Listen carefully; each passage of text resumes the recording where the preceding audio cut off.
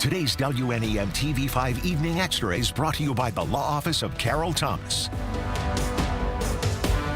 A troubling health trend across Michigan. Flu activity is up, but vaccinations are down among adults and children. A doctor tells TV5's James Felton flu is not always mild for children. Here's more on what health leaders are seeing on the ground. When we look statewide at, the number of folks who are getting the flu vaccine this year, that number's gone down every year since 2020. Dr. Natasha Bagdasarian, Chief Medical Executive for the Michigan Department of Health and Human Services, tells us there are a lot of people in the state who still need to get their flu shot. Only 24% of the Michigan population has received their flu vaccine. And if we look at the little ones, if we look at little kids, it's much lower than that. So it's lower than 18% if we look at those pediatric data. According to the MDHHS, this flu season, the state has recorded 2,110 flu-related hospitalizations. 306 of the hospitalizations were children age 4 and under. The flu is not a mild illness for many children. Every year, children become seriously ill from flu complications that really could have been prevented by vaccination.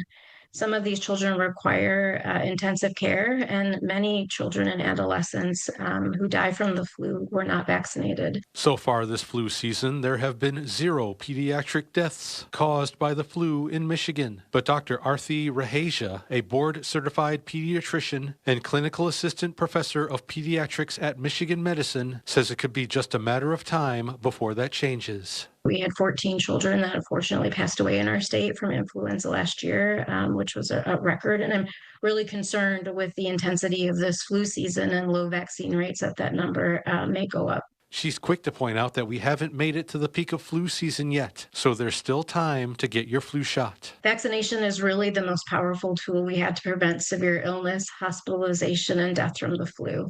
It's not too late at all to get vaccinated to protect your family. For more information on vaccines, go to the Wednesday Hot Link section on our website, WNEM.com. And coming up later in the show, hear what these doctors had to say about what it could take to improve these low vaccination rates in Michigan. Still unfolding, the sentencing date for Mike Bacigalupo, the former director of Bay City State Theater, has been delayed. He was set to appear in court January 29th. The new sentencing date is now February 23rd. Bacigalupo pleaded guilty to wire fraud and a scheme that sent the theater into bankruptcy. The claims revolved around 2 large loans he secured for the theater, money that was instead spent on a project in nearby Winona Park. And the fog has improved, at least for now, across mid-Michigan. However, we do expect as we go through tonight that some of that will reappear, and still think there could be some pockets of that fog that could be locally dense. But right now, things are in good shape, so we hope it stays that way for at least a while. Later on this evening, that's when we'll start to see things change once again, before eventually things will start to get better on a more consistent basis once we get to Thursday afternoon. A look outside at downtown Saginaw shows the streets are still wet. A lot of the snow in the event park is now history. Another day above freezing, and our snowpack fading away gradually, and most of it will be gone by Friday. Your first alert pinpoint Doppler radar is dry, so we have been able to get a break today with that. But it does appear we're still pretty cloudy. Our temperatures around the region tonight, middle to upper 30s. It looks like we've got a few areas that are just slightly cooler to the north. Our winds are starting to turn to more of a southerly direction, southwesterly for the moment. Those are between 5 and 10. They will be a little bit more excited by tomorrow night, which should also help us get rid of some of that fog that may be around early Thursday. As far as your forecast goes, the next 12 hours will still be around the freezing mark later tonight, so be careful on the roads tomorrow morning, especially those back roads. The rest of your forecast coming up in a bit. Thank you, Chris. Across Michigan, legislation signed into law to enhance research and protect the Great Lakes. Senator Gary Peters' bill reauthorizes funding for the U.S. Geological Survey's Great Lakes Science Center for another 5 years. Research includes surveys of both native and invasive species.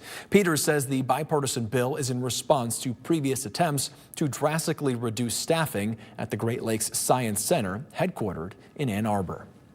January is National Human Trafficking Prevention Month, and according to a report from the Michigan Attorney General's office, Michigan routinely ranks among the worst states for human trafficking with a high amount of reports. Since creating a hotline in 2007, Michigan has confirmed almost 3,000 cases of human trafficking and has identified more than 6,000 victims of those crimes. Experts say the Canadian border and state waterways create challenges for the state. Officials say educating the public on this type of crime is important, and it can sometimes help stop these crimes in their tracks. It could be a coworker, it could be a fellow employee, it could be an acquaintance, it could be a family member, that if all of a sudden they completely break contact with every one of their associates and family members and people that they had been keeping in contact with, that could be a sign. Michigan State Police says anyone can help report potential signs of possible human trafficking. To do so, you can call the hotline 855-VOICES-4.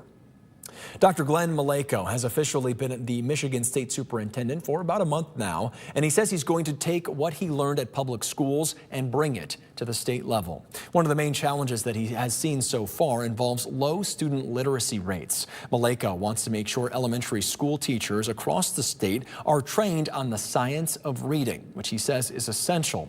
He says another challenge is how much the late passing budget affected local schools. This year, the state budget got passed pretty late. I'm going to continue to advocate that that gets passed in July. Being a local soup and in the boards, it makes it very difficult on school districts when you don't have your budget, and this year it went into October. So as far as the state budget goes, I appreciate the budget that was passed. We're going to put our priorities out there. Maleko also says it's important to continue advocating for free and reduced lunches for students on a state and federal level. Some DTE customers will soon pay a little extra when paying their bill. The utility company is adding a $2.99 processing fee per online transaction using a debit or credit card. Commercial accounts will pay $9.99. DTE says the new fees will take effect March 2nd.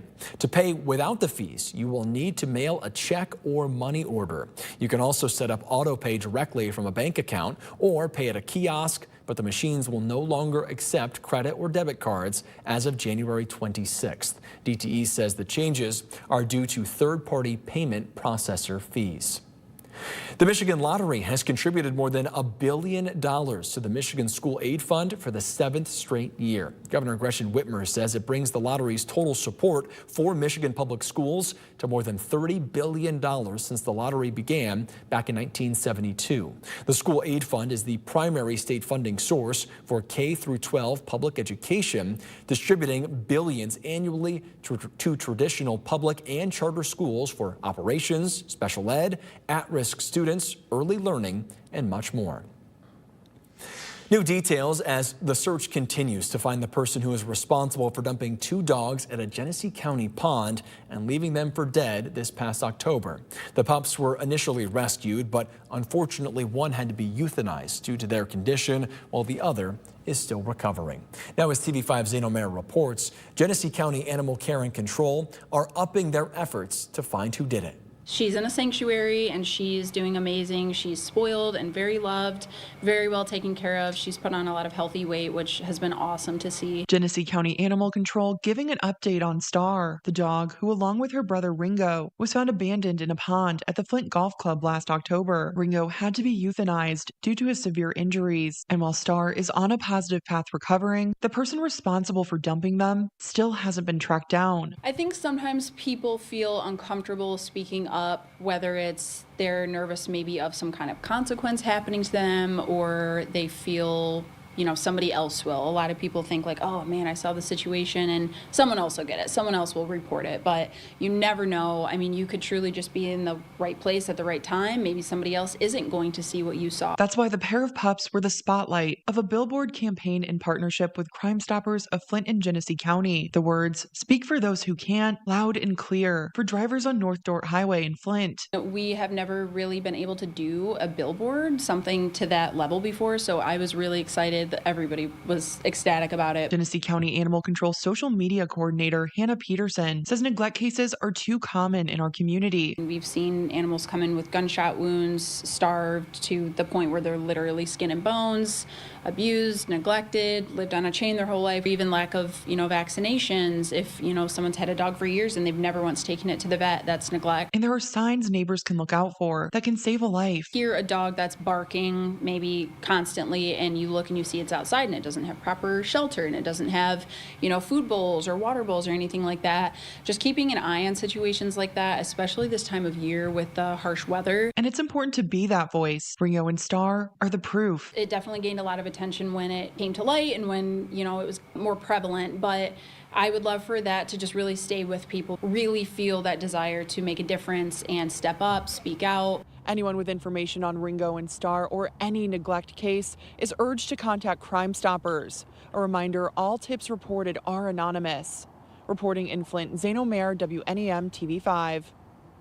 Crime Stoppers says it received 32 anonymous tips related to animal cruelty last year, and each tip requires careful review and coordination with law enforcement and partner agencies.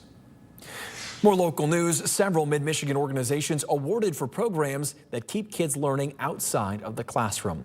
The State Department of Lifelong Education Advancement and Potential awarding out-of-school time grants worth $73 million. Funding will help expand access to high-quality before, after-school, and summer learning opportunities. Some local organizations awarded include the Flint Center for Educational Excellence with $971,000, more than $1 million for the Greater Midland Community Centers. In total, MyLeap awarded 289 organizations. More local news. The Dow Event Center introducing a brand new event. Pre-sale tickets are now available for the first ever Saginaw Tattoo Festival. The 3-day event starting May 29th features a selection of tattoo and piercing artists, live entertainment, contests, merchandise, and much more. Attendees will have the opportunity to get tattoos or piercings from celebrity and local artists alike. Pre-sale tickets are available today for $45. Just use code TATTOO. Regular sales start on Friday. You can get yours in the hot link section of WNEM.com. Money is up for grabs for local entrepreneurs. Applications are now open for the Business by the Bay Pitch Competition. The program calls on entrepreneurs to showcase their business ideas in Bay County for a chance to win a $5,000 top prize. Existing businesses must be less than 2 years old with less than $1 million in annual sales. The live pitch event is September 16th at John Glenn High School. Applications are due March 4th. For more information and to sign up, head to the hot link section of WNEM.com. A school building fenced off with a danger sign. Coming up, we'll show you the roof collapse at Bendel Middle School and the relief that no one was hurt. Plus, Michigan doctors are calling on parents to take action as flu cases skyrocket. How they hope to get more children immunized.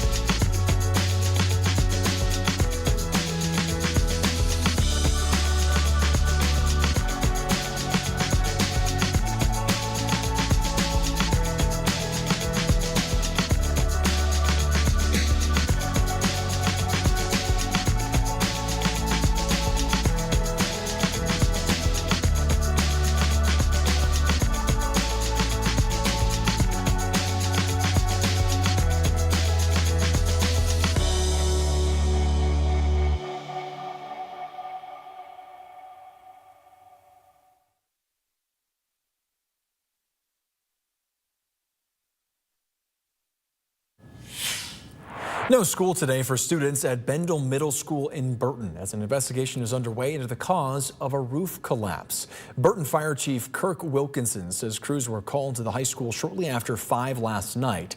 While nothing was visible from the outside, when he went in to check the roof, it had fallen into the wrestling room, which is connected to the gym. Wilkinson says no one was in the area of the collapse and no one was hurt. The building was then evacuated and secured out of a concern of a further collapse and cracks in the exterior walls. Consumers Energy shut off electricity and gas out of an abundance of caution. While the cause of the collapse is under investigation, Wilkinson says drain issues may have contributed as there were about 6 inches of hard ice with snow on the roof last night. The chief says as long as there's snow on the roof, there is concern. Part of the roof collapse, so you can't just jump up there and get the snow and ice off the rest of the roof. It wouldn't be smart. One edge of the roof fell down to the floor. The other edge of the roof is still up at the top of the wall. So there's a force pushing out on that one exterior wall. So yes, we're concerned that that wall could fall, or a portion of one or more walls could fall.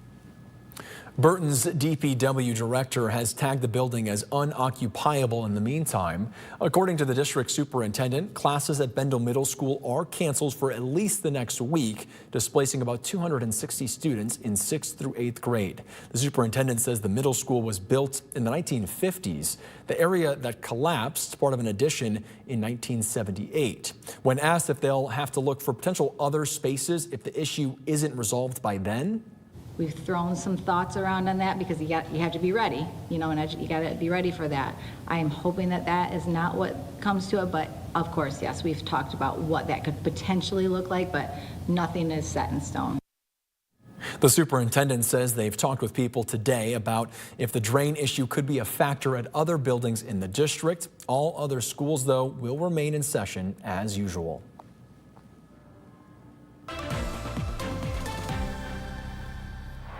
A look outside tonight at I-75, our Vehicle City Harley-Davidson camera. It seems like everything would be moving as you would expect, and certainly not as foggy as it has been over the last 24 hours. We will take that, but I will tell you that it is possible we see fog return at least at some point tonight, and it looks like that could be around for the morning commute tomorrow. Some of it could be locally dense. We're melting snow. We are adding more moisture to the atmosphere by doing that. We are cooling down later tonight, and we also have winds that are relatively light. That's usually a pretty good mix for it, but we will take as many hours without fog as we can, considering the last 24 hours or even longer in some cases. And then once we get into Thursday afternoon, I think you'll see a much different scene, and that will likely continue into our Friday as well. So once the fog moves out, I think we're done with it for at least a while. Your first alert, pinpoint Doppler radar tonight is dry. We do expect traffic flow to be a little bit better this evening. Everything seems like it's moving at a pretty good pace around the Tri-Cities, the Thumb, and some of our central regions. Our southern zones also not seeing as many slowdowns tonight. Our northern counties, we are at least somewhat skeptical on the traffic flow because it looked like this last night, mainly on the main roads, but this does not account for side streets and back roads. So I would still be careful in this area just to be on the safe side with any icy spots, especially dirt roads and gravel roads. Your Sky Tracker shows that we've got plenty of cloud cover overhead. It seems like it's been a while since we've seen the sun. We will have a chance tomorrow. As we go through tonight, we'll likely see mostly cloudy skies or overcast conditions linger. And then, of course, we'll have some fog to deal with, too. But you'll notice we're starting to see the sun come out in some areas by tomorrow morning. That may last through about lunchtime or early afternoon. Even a few peaks of the sun still seem possible by 3 o'clock. But we cloud back up. That's ahead of our next rain chance. But that rain chance also brings some warmer air into the region. Notice we've got plenty of 40s tomorrow evening. Still some 30s to the north, but plenty of 40s to the south, and even some 50s move in, too. I think some of our warmest temperatures tomorrow could actually be closer to midnight. We may even have a chance to go into the middle to potentially upper 50s as some of this rain moves through. Some of it could be locally heavy at times as well, and I think some thunder is possible. But other than that, it should move through without much trouble. Maybe some nuisance standing water in some areas that are pretty soaked. But as far as a major flooding threat, that doesn't seem to be the case right now, considering how dry we were going into the season. Your rain predictor shows about a quarter to half inch from this round of rain. As we head towards the weekend, we're expecting temperatures to be right around around the 30s. A rain and snow system comes through on Saturday, which does seem to be trending a little bit more toward snow. We have scattered snow showers throughout Sunday. We're drying out on Monday. Thank you, Chris. Volunteers were up early this morning to prepare for the Saginaw Spirit and Corteva Agri-Sciences drive-through food giveaway at the Dow Event Center. A semi-truck delivered thousands of pounds of fresh and canned food. Volunteers from the Spirit and Corteva were joined by area food banks and soup kitchens and the emergency feeding program. We've got a parking lot full of folks already sitting over there that are here for a reason. They need help. And that's okay to need help. We're here to support that, and it's very rewarding for us as volunteers to be a part of that and know that those folks are going to go home and they're going to have a supplemental supply of very good, nutritious food. There was enough food for 300 families.